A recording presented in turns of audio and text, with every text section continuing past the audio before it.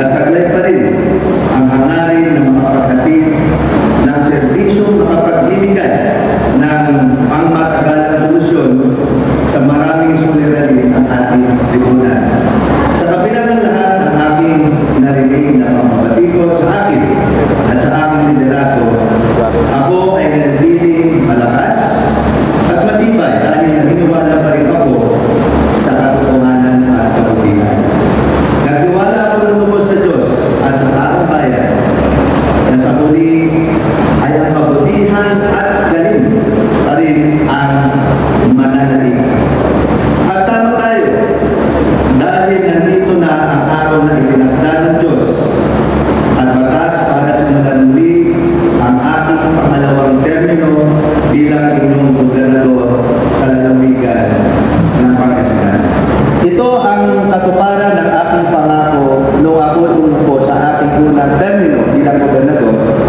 Katuparan ng pangarap ng unang batch na mahigit na 700 estudyante at libo-libo pang nagnanais maging marunong at magaling. Mga minamahal kong Pangasinense, Kakabsat, Agagi. Tayo po ay nagsama-samang muli sa makasaysayang lugar na ito ng ating mahal na lalawigan. Hindi lamang upang ipagduni ang ating tagumpay, hindi lamang upang aking ipahatid ang taus-puso kong pasasalamat sa lahat ng muling naniwala sa aking kakayahan at sa aking pamamaraan ng pamamahala. Hindi lamang upang ipaalam ang katuparan ng ating mga pangarap at naipangako ng mga mahahalaga, pangmatagalan at tiyak na magdadala ng kaunlaran sa ating lalawigan.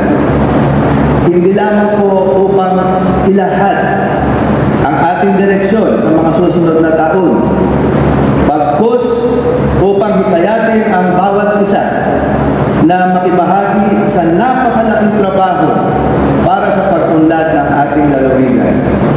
At higit sa lahat, tulungan niyo po ako ipagpatuloy ang galing ng Pangasinan. Ko po ang kawalan ng moderno at komprehensibong Development Master Plan. Dagdag pa rito ang nakababahalang problema sa baha tuwing tag-ulan sa Capitol Complex at sa makasaysayang bayan ng Lingayen. Bilang tugon ay nagawa na ang comprehensive master plan ng Capitol Complex. Napapaloob dito ang mga sumusunod. Ang kasalukuyang ginagawang redevelopment of the Capitol Complex kung saan nakasama ang pinakamahaba sa bansa na reflective pool at interactive dancing fountain. At ang pagsasaayos ng Veterans Memorial Park at World War II historical marker, which by the way we have preserved at mas inilapit po natin sa beach ng Lingayen. Ang sinimula na isang palapag na Pangasinan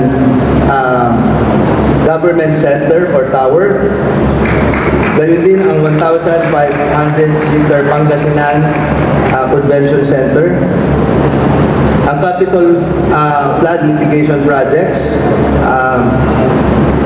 ang pagtatapos, malapit na pong matapos ng tourist rest area.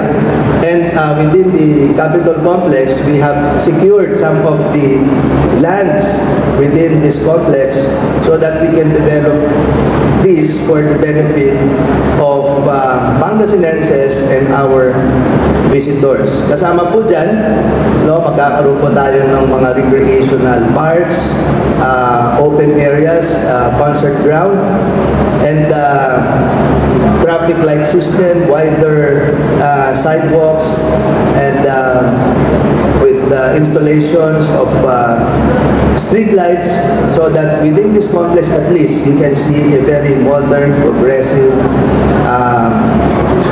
Capitol grounds.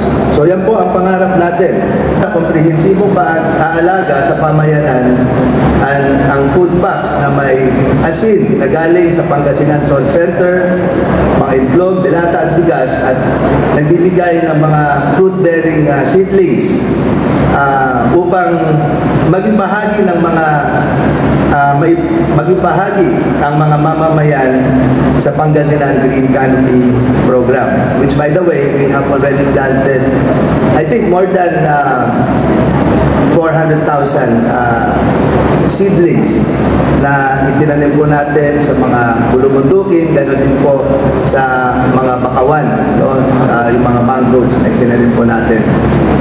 Ang pagkakaiba ng eleksyon, simula po nung ako nag-Vice Mayor hanggang ngayon, malaki po ang pinag-iba because of technology, because of culture, that is a result of technology, and because of the mindset of our voting population and the vast majority of our kababayan. Isa pong napakalaking epekto ay ang social media. Andito po ang ating mga deputado. I think it's just right for us to pass a national law in order to regulate all of this spread of fake news. Because alam nyo, sa traditional media, our media friends are here, regulated yan. Regulated. Freedom of speech, but yet there is a limit, probably a boundary. But freedom of speech should be based on credible information and truthful data. Sa nangyayari ngayon, kahit ano na lang ay pwedeng palabasin totoo. With this kind of setup, yung mga sinungaling at masasama, sila yung mananaig, at yung mga totoo, sila yung madedehado. So I think it's just time, right, for us to ponder about this, because it does not only affect elections, but it affects the family, it affects the morals, it affects the integrity, the credibility of us as an individual, of our family, our community, our town, our city, our province, and the whole of the Philippines. So it's something to think about. Marami pong mga nangyari na hindi po makatotoo. Katulad po sa Bayampang District Hospital, sinabi yung mga pinapakain natin ay may itis, marumi, at may buhok. And clearly, it shows that many of those fabricated stories that were posted on social media were mere fabrications, and ginawa po ito ng mga ilang empleyado ng ating provincial capital. Nung aking pong pagupo, nung aking unang termino, sabi ko, being human, it is just right to give everybody a chance.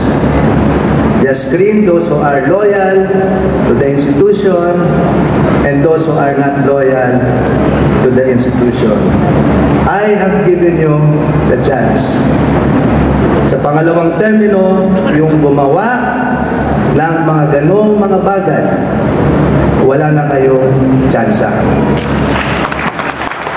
And that is a call to all department heads. You know who they are.